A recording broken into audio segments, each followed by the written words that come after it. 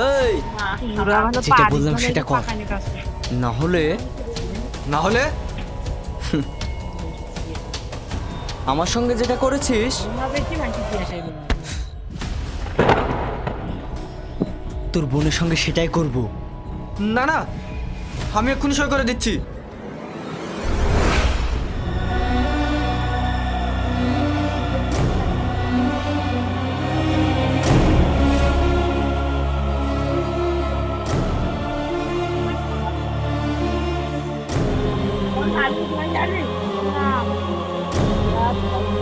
যা দি আয়।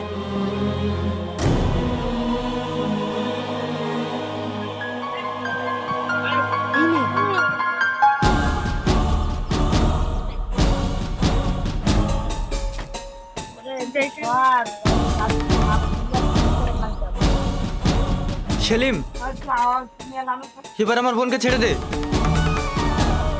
যাও।